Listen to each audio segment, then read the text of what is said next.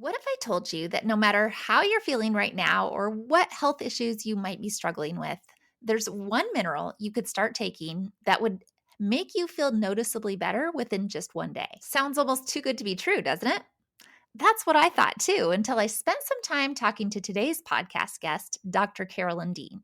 Dr. Dean is one of the country's foremost experts in magnesium and the impact it can have on your health. And I got to tell you, what she has to share is pretty compelling. And the best part is, it's pretty simple.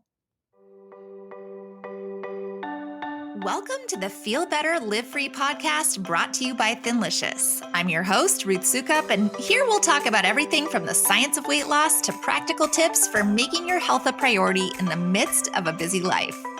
It's a little bit nerdy, a little bit funny, and a little bit revolutionary. So buckle up, friend, because it's about to get real.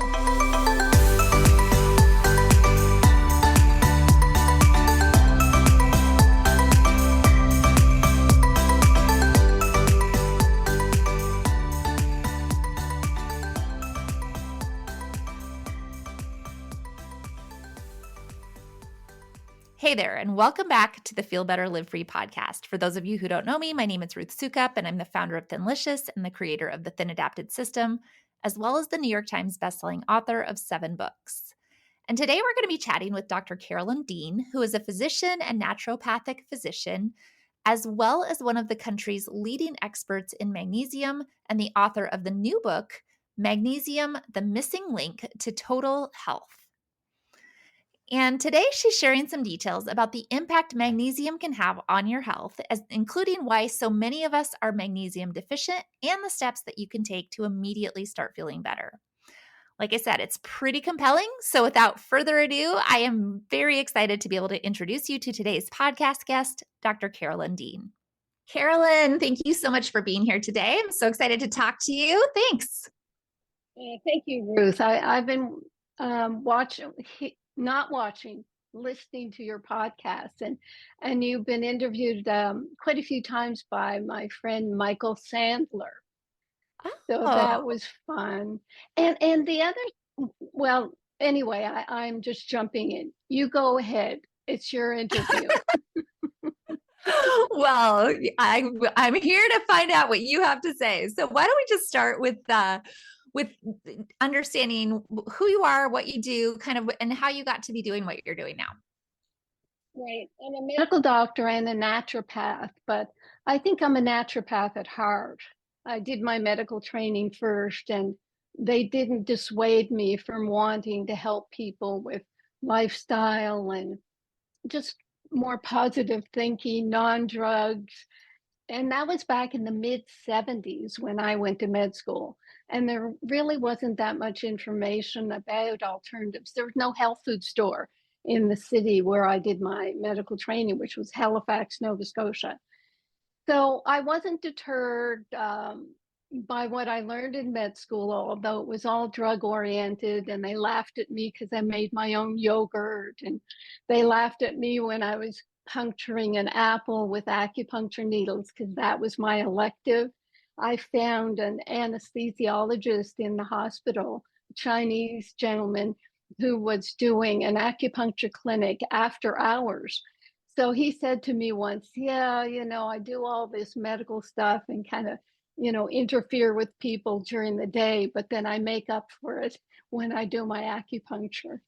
So I had a lot of support in staying with alternatives. And then in my practice, it was, as I said, I practice as a medical doctor, but mostly doing naturopathic medicine. I sincerely thought by now all doctors would be doing nutrient-based medicine, but they're not. No, they went, sadly, they're not. No, they went to the dark side. Seriously. Even more. Well, and it surprised me to hear you say you went to medical school in the 70s, and it was already very much based on medication and prescriptions, and just not really any even back, because that's 70s weren't that recently, and yet now you're right, it's gotten completely worse. And Really We bad. had some, yeah, we had some common sense, Ruth. I remember one of my clinicians saying, only give a medication as long as it takes the patient to get back on their feet. And now we've got these lifelong medications for Yes. diabetes, for cholesterol, for you name it. So it's gone very medical, and all the side effects from all these drugs. I mean, there are hundreds of them. And Yes. worst of all is in my world, because I'm I suppose an expert on magnesium. They deplete magnesium. A lot of these drugs are just built in such a way. A lot of them have fluoride molecules attached to them to make them easier to get across fat cell membranes. Our cell membranes are made of fat, and these drugs get through, but in the intestines, these drugs can be broken down by the intestinal bacteria, and they'll release this fluoride. So then we're poisoned. And the Mm. fluoride, it will bind, I think, mainly to magnesium, because magnesium is very reactive. I don't know that for sure. There's no studies. No one's looking at this.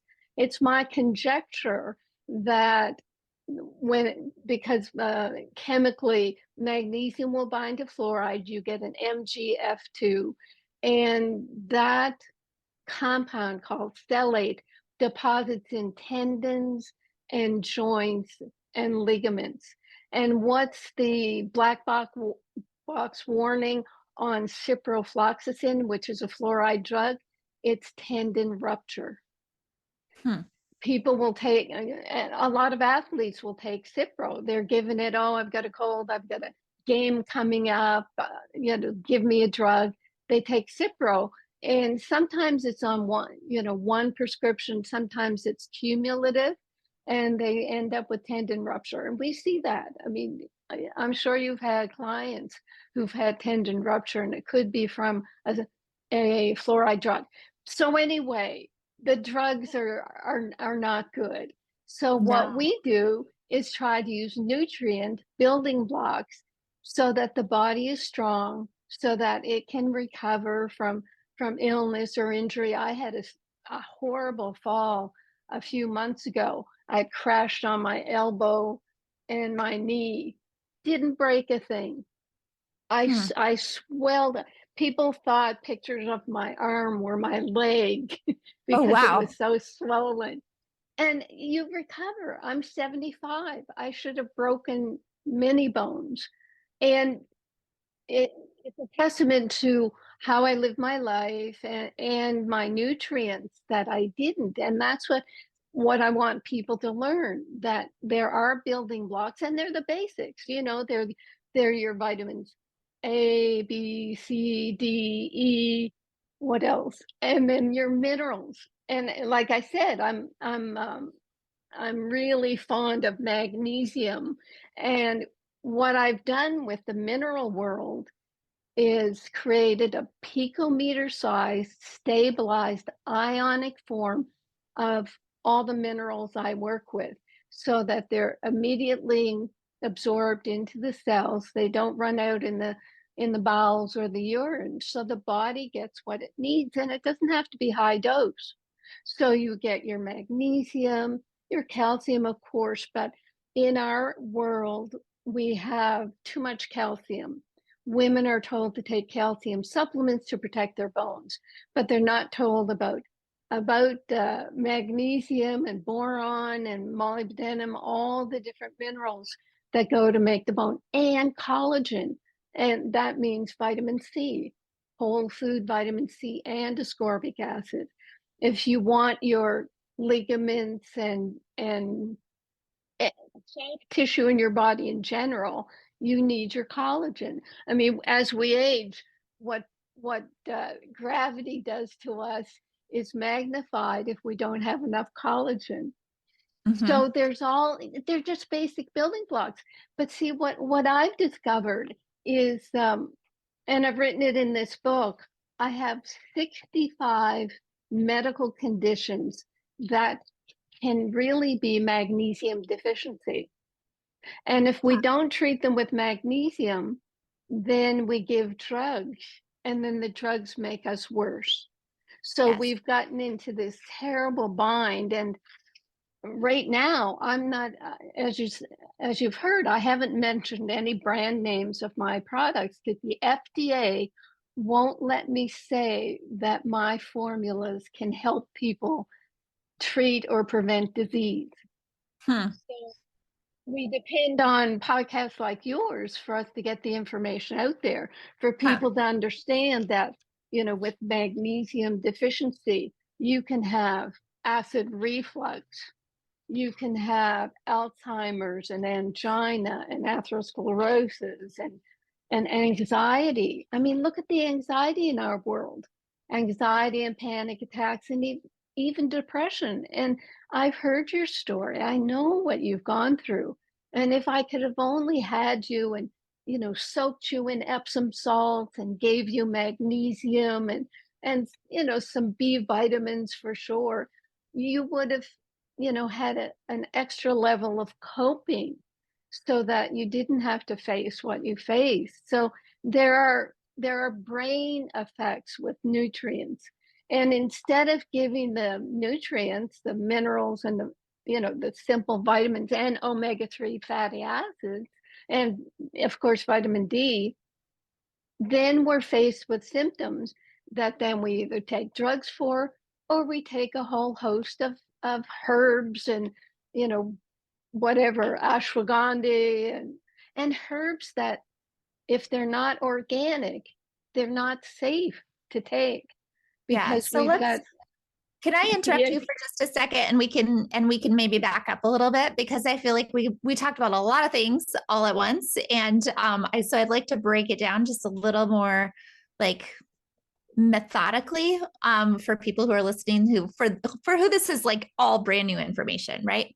So let's just like understand and start with a little bit like of like how, so you went to medical school, and you were interested in like natural alternative methods from the very beginning, or was there something that happened in your own, through your own experience, that really got you passionate about kind of following down this path? Because it's different than what they're teaching in medical schools, and apparently even back in the 1970s, and also it's different from the norm. So what was it that kind of got you wanting to even go down like take a different approach? I guess I was just curious when I was in my teens, and my my then boyfriend, now husband of 58 years, we began traveling, and from Dartmouth, Halifax, Nova Scotia, we ended up in California during the hippie days. And we weren't hippies, we weren't druggies, but there was a nutrition revolution. Adele Davis, Pavel Arola, Jonathan Wright, and they had a few books, and the people we were staying with had a library. So I spent my time in that library and at the conventions with these original health experts. And so I just caught the bug, and I learned as much as I could. But what happened is when I tried to pass on the information, people weren't that interested. So finally, when I was in honors biology in university, some kids, young boys, men I knew in my classes, they just got into medical school. So I said, well, that's for me. And I entered into the next semester. I just happened to have all the prerequisites. So I went into medicine with the thought that, hey, maybe people will listen to me if I have a medical degree.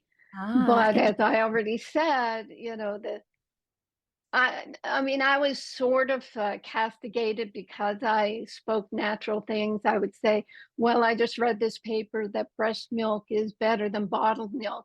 And the pediatrician who was lecturing up at the front of the room, he called me Bubbles. He said, well, Bubbles, you may think that, but the science is behind us. So, there you oh go. yeah. Oh my gosh. Uh-huh. Okay, so you'll like this, Ruth. It's not on point, but it was so patriarchal and misogynistic, or whatever words you want to say, in med school. My class out of 100 was the first class that had more than 25 women, Wow. 33 women. Wow. So of course, we took over. The first day of school, a clinician came in and put up his slide. It was a slide projector at the back of the theater, and he was down front. The first slide was a nude female slide. The second slide was a nude female. The third slide was a nude female. So that's how it was being taught. And nobody knew each other in the class, and people, we were kind of looking around. I did more than looked around. I went out and got a microbiology professor friend of mine who had a wicked sense of humor. And he was in the med school realm. And I got a Playgirl magazine. It was probably the first edition in 1975. And I took out the male nude pictures, and he made slides. So 2 days later, when Buddy came back to continue his awesome lecture, we had the nude male slides in the front of his deck. By the second slide, he had grabbed his little briefcase and ran out. We He never was out saw of him there. again. Oh, that's hilarious. Overnight, I heard later that from my microbiology friend, overnight they took down every nude female picture that was littered throughout anatomy and microbiology. Wow. They took everything down. So that's direct action. That's not standing Yeah. on a picket line and whining and complaining. It's doing something. So So you that's are a been my life. trailblazer. I Yeah. do it. You're a trailblazer. I love it.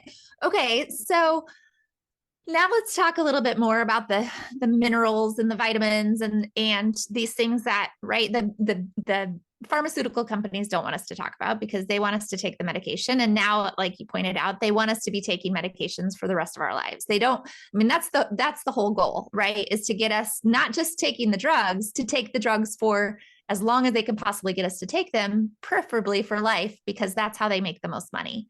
But you're saying we actually need to make sure that if we just can get the right vitamins and minerals to actually allow our body to function properly. So what would you say are some of the most important things that women over 40 need to be focused on? And how do you even know where to begin? Like it can feel so overwhelming. So how do you like what are kind of the basics?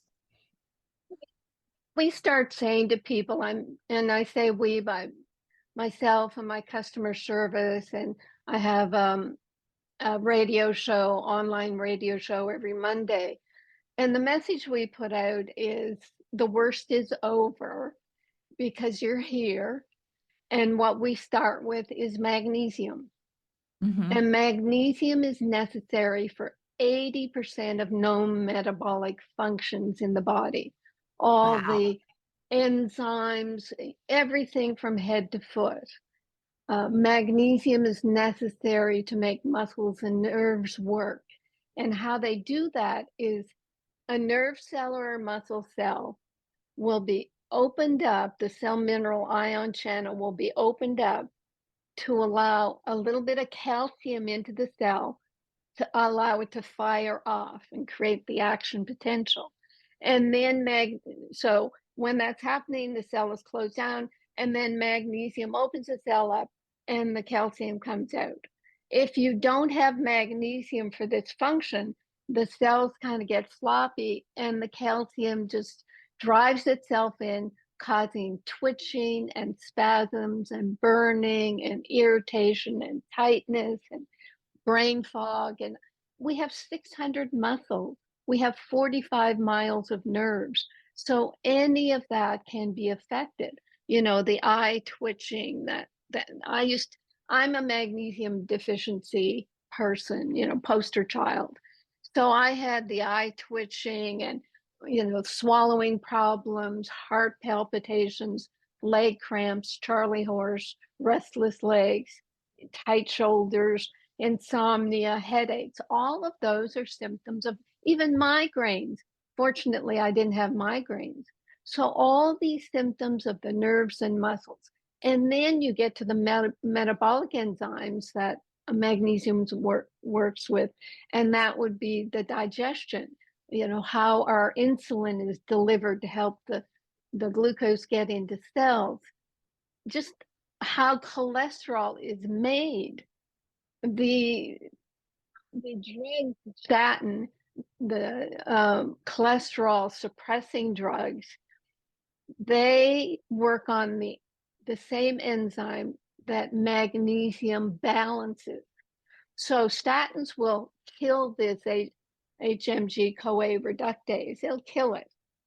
Whereas magnesium, if the body needs more calcium, it will manipulate the enzyme. If it needs cholesterol.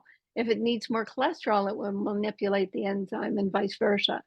So we've got a way for the body to do things properly. So, and your next question is going to be, well, why aren't we getting enough magnesium? We don't get it in our food anymore. It's been farmed out of the soil, and it's very expensive to put all the minerals back in the soil. So I am, a lot of my focus outside my online dietary supplement company is a biodynamic organic farm. I put everything into this farm. And if I try to eat entirely off the farm with chicken eggs and all the vegetables and fruits, I get all my magnesium deficiency symptoms back. I've been at conferences where vegans and vegetarians will come up to me after my magnesium lecture and say, well, I have twitching and this and that, but I'm drinking 30 to 40 ounces of green drink a day. I should be getting enough magnesium. And I say, well, obviously you're not. And then they take my liquid magnesium, and seriously, they come back the next day and they say, I feel so much better, because Wow. they're basically very healthy, because they're not eating, probably not eating the seed oils, not eating straight sugars and all the rest of it that are bad for us. And the magnesium they were missing, when they take it, it's like, oh, okay, my cells really like that. Hmm. And So so it, you can be doing all the right things and eating all the right foods and eating really, really well. But what you're saying is you're still not getting the right amount of magnesium because it doesn't exist in the way that our food is produced and manufactured and raised and grown anymore. So how do you know, is basically everybody magnesium deficient? I mean, is it just kind of across the board? And then how do you know how much magnesium you should be taking? this gets into the problem of magnesium compounds as opposed to a stabilized ion of magnesium. But I always say that any amount of magnesium, even the worst absorbed, like magnesium oxide is a straight on laxative, because only 4% of it is absorbed. But people feel better when they take it. Studies have shown that magnesium oxide helps people. So if you have any magnesium in your cabinet, start taking a little bit of it. But if you take, quote, too much of it, it'll give you the laxative effect.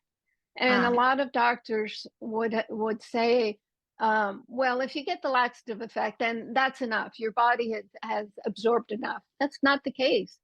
It's hmm. just run right through your body and become a laxative. And that was my problem, actually.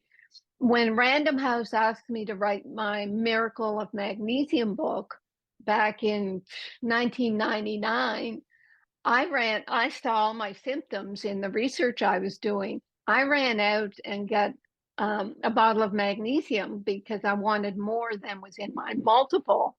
And I immediately got the laxative effect with 50 milligrams.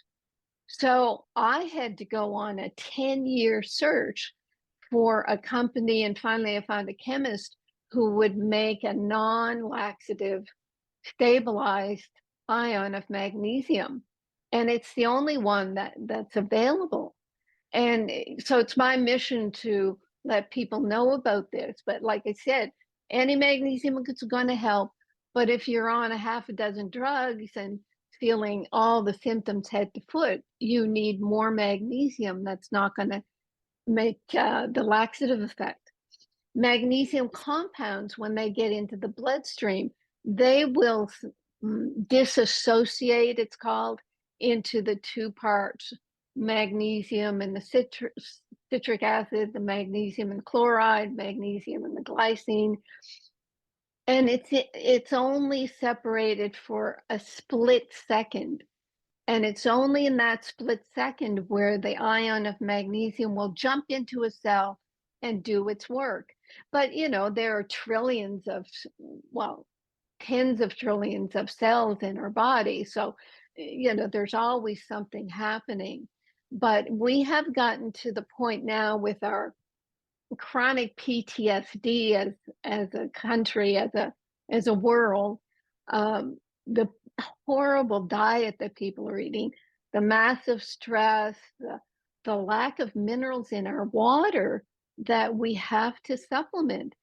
And what I've begun, well, it's been years, but I've talked about total body meltdown that's happening in folks, where the thyroid is affected and weakened, especially in women after getting pregnant and childbirth. The thyroid is very much depleted. And what allopathic medicine and alternative medicine both do is they wait till the thyroid is totally tanked and they give thyroid hormone replacement. Mm-hmm. I was on Armour Thyroid, and after I made my magnesium product, I made a multiple mineral with all the stabilized ions. And in the research and all, I found 9 minerals that support thyroid hormone production. 9 minerals. So I put it in amongst a total of 12 minerals. 6 weeks into taking my own formula, and we were testing it out, my hands and feet got warm, and I was more hyper than normal. So I realized, oh my gosh, my thyroid is kicked in. So I stopped my Armour Thyroid. Now, this is what the FDA doesn't like to hear. And I can tell you, thousands of people since then have been able to get their thyroid hormone back. And we have to warn people, when you take this multiple mineral, be aware that your body may not need as much or may not need the thyroid hormone anymore. And that's pretty powerful when you think of the building blocks that are necessary. The adrenal glands, they depend on sodium. And what are we telling people? Don't eat salt. Mm-hmm. They depend on the B vitamins, and they're not in our food supply either, and vitamin C and magnesium. Simple building blocks. And there's potassium in there as well. Potassium is important. Actually, with magnesium, in most cases, they help the absorption of each other.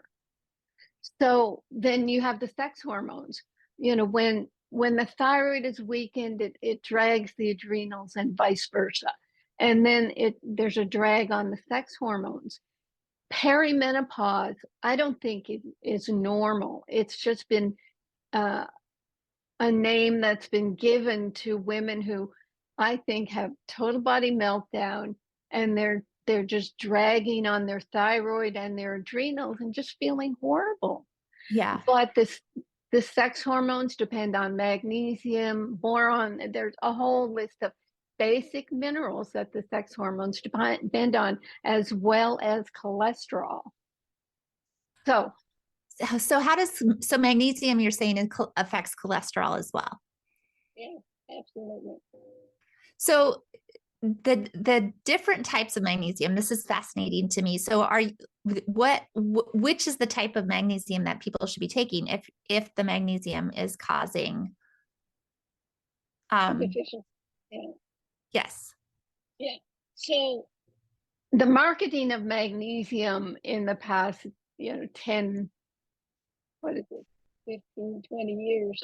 I think a lot of it is based on my book, The Magnesium Miracle. It's not this book. This is a shorter form and an update of all things magnesium.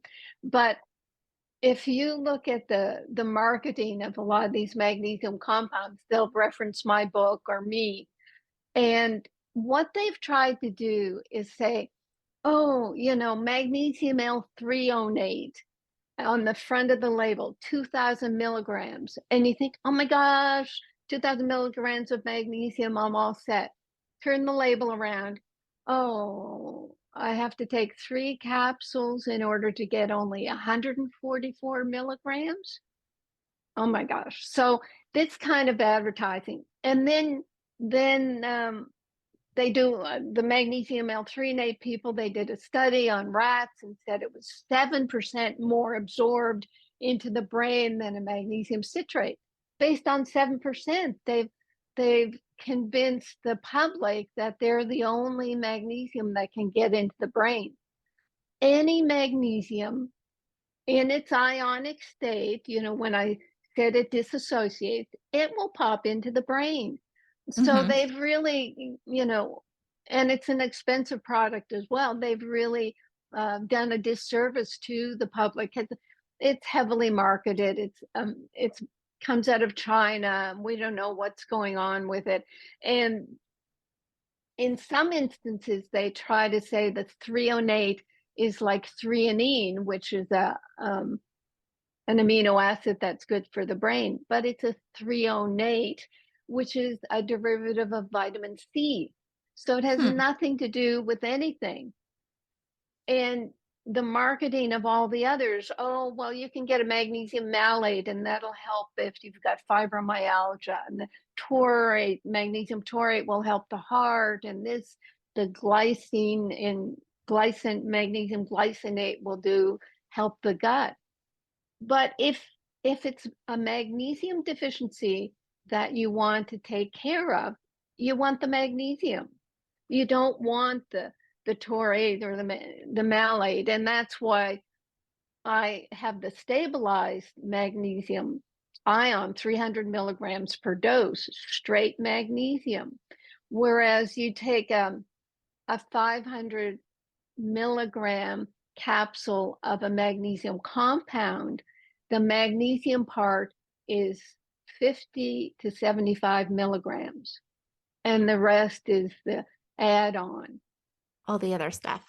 So, but what you really need to be focused on. So, I mean, this is all like very technical stuff that we're talking about, and it's easy to get overwhelmed with all of it. So, how do you approach this if you're just wanting to improve your health, right? How do you approach this in a way that makes it really simple to know, okay, here's exactly what I need to do, right? Just give me, I hear this from my clients all the time, like, I like hearing about all this stuff, but then I get overwhelmed and I don't know how to implement it. So how do I go, like, what do I do? Just tell me what to do step by step. So what are the steps? So let's give like 3 steps. Yep. Number 1, get hydrated. You Okay. need water, and you need sea salt in that water. Hmm. So you take your body's weight in pounds, divide that in half, drink that many ounces of water per day, and in each quarter liter, put a quarter teaspoon of a good sea salt. Good sea salt means something that has color in it. If it's a white sea salt, it's been too refined. But Okay. you don't start with a quarter teaspoon, just start with a pinch, and it'll taste sweet to you. It'll taste so much better than water out of the tap. And water out of the tap, it's been filtered, it's been chlorinated, maybe fluoridated. So we do want you to have non-chlorine, non-fluoride waters as much as possible. So you put in the sea salt. Number 1, hydration with sea salt. And Okay. number 2, just start taking some magnesium. Like I Okay. said, everybody's got magnesium in their cupboard, I guarantee you. But you've probably put it aside because of the laxative effect. If it's a powder, put it in your sea salt water and then sip that through the day so that you're not just taking one harsh All dose at once. that can overwhelm your cells and land in your intestines as a laxative. The liquids, powders, even capsules, Ruth. People could take a magnesium capsule and put that in water and try to dissolve it and drink that through the day. I know there'll be binders and fillers in there, but you're swallowing it anyway. And the third thing would be to get a hold of my book. It's a very easy to read overview of magnesium, which is necessary for 80% of known metabolic functions. And then Wow. at the end of it, you may decide that, well, maybe I should try this. And once people try my picometer magnesium, they don't look back, because Interesting. and that's what you want from nutrients. You want to feel them work. My multiple minerals brought my thyroid back and did a whole bunch of other things. And my magnesium, it took away my heart palpitations and a dozen other symptoms. So it's, what is it? The proof is in the pudding. Yeah. Well, I mean, that makes it feel a lot simpler and definitely a lot more doable. Eat the water, add the salt, which is totally opposite of what people tell us. Then take the magnesium, whatever magnesium you have, just start taking more magnesium and getting more magnesium. It's very interesting. I haven't heard that, like, to spread it throughout the day and be drinking it throughout the day. So I really like that. And then definitely check out your book. We will make sure to add the link to your book in our show notes. So if you're listening to this, and then you can just check out the show notes, and you can find the book and to read more. Carolyn, thank you so much. Is there anything else you want to share with us before we wrap up? You've reminded me that this is mostly audio. The name of the book we're talking about is Magnesium, the Missing Link to Total Health. And it is on Amazon, either as a print book or a Kindle. You can download the Kindle immediately. And I think that's only No Audible? No Audible version? I would have to say those words, and I don't have time. I'm such an audiobook person. I have a hard time. Whenever a book is not an audio version, I'm like, what? I have to actually read it, not just listen to it. So, and you'll just have to ask AI to read the book for you. There you go. I've never tried that. I've never tried that. Well, Carolyn, thank you so much. This was really informative. Definitely, I love going deep on all the science of things. And I think, like, clearly magnesium is something that's not getting talked about. And so interesting that it's actually like that all the other medications we're taking is having such a negative effect on the magnesium in our bodies. So really, really helpful. And I love the practical steps. So thank you so much. Thank you, Ruth. And I appreciate you and your podcast to inform people of what they're missing in the world. For sure. Thank you. All right, guys, that about does it for this episode. I hope that you found it as fascinating as I did. And remember that you can find the link to Dr. Dean's book in the show notes, along with all the links to her recommended supplements. And if you know somebody else who might be interested in this topic, please be sure to send it their way. Then, of course, be sure to subscribe to the podcast to be notified of future episodes. And I will see you back here for another new episode very soon.